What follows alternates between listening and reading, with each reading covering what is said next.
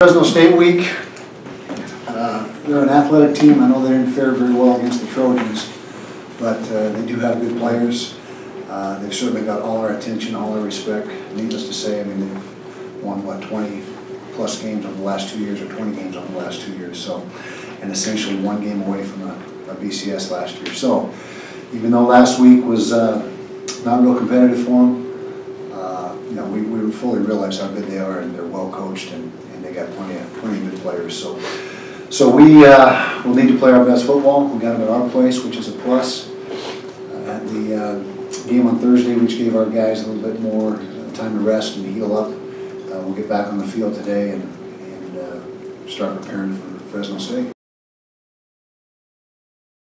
Well, first of all, you look what they've accomplished the last 2 years. I realize each year is its own entity and a separate team, and they've lost some players, we've lost some players, but all you got to do is look at the personnel man for man. They've got good players. They've got a safety who's outstanding, a defensive lineman who's very good. The running back, like I said, got 100 yards, just about 100 yards on USC. So we just go into every game really respecting our opponent and not taking any other approach. And college football, any given Saturday, anything can happen. And last Saturday just wasn't their day against the Trojans. Both, you know, they're still listed as or, and neither of them had a whole lot of success throwing the ball against USC. You know, the numbers weren't, you know, I'm sure indicative of how good players they are. SC secondary is really active, and the front is tough, so that's a tough matchup for most teams in the country. But we expect to see them both, and we'll prepare accordingly. Hopefully not with our run defense. You know, that's the thing that irks me the most, and irks us the most, is porous run defense, and you know, I've addressed it. We've addressed it, and other than that, not bad. You know, I thought our offense was explosive. Made a lot of plays. One turnover, one too many, but still took pretty good care of the football. Made a bunch of first downs, scored a bunch of points. Special teams was solid. Made some big plays there.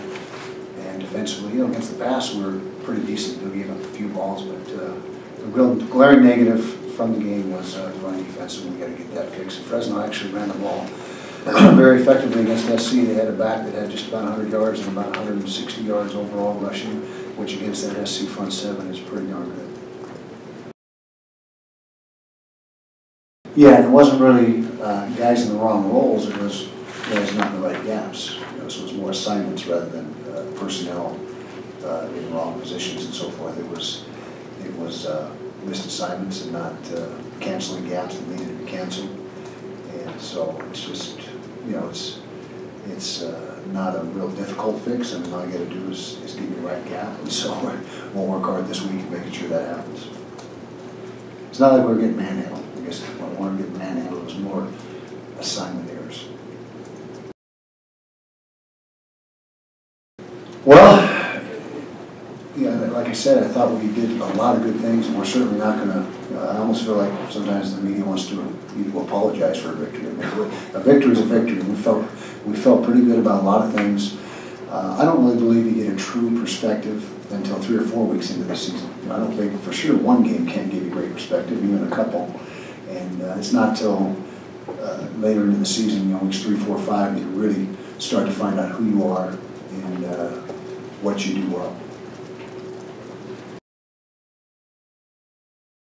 That was a huge negative, and expressed to the team and the coaching staff, we're going to have a very, very difficult time in the Pac-12 if that trend, well, it's not a trend, but if that shows up in Pac-12 games, it's tough to win, and we got to get that reversed, and that was an Achilles heel for us last year. It really wasn't the turnovers. One turnover is not excessive, but we got to get takeaways. That's the key. The defense has got to start taking the ball away. Don Matterfield led his team in interceptions. I think he led the county at 10 interceptions as a senior in high school. And so hopefully with him back there more often, that'll give us a chance, you know, the guy with great ball skills to get the ball out of the air for us. USC was able to intercept Fresno 4 times, which wasn't a difference in the game by any means, but it certainly helped. Well, it's relative. We hope it happens for us, and I'm sure Fresno hopes it happens for them. And so we're both going into week 2, so that really is a wash. But I think you're going to see both teams dramatically improve between weeks 1 and 2. I think that's indicative of fast-paced offense. When you have fast-paced offense, the drives are going to be quicker. Just by virtue, even a 6-play drive is going to be faster than a 6-play drive with an offense that doesn't run high tempo, just because of the time in the huddle and that type of thing. And so we're really not concerned with the time it takes to get in the end zone. Obviously, longer drives gives the defense a rest, whether it's 6, 8, 10, 12 plays. We want to avoid 3 and outs. The worst thing that can happen to a high tempo offense is 3 and out, get the defense back on the field 45 seconds later. So as long as we can avoid the 3 and outs, we'll take touchdowns just as fast as we can get them.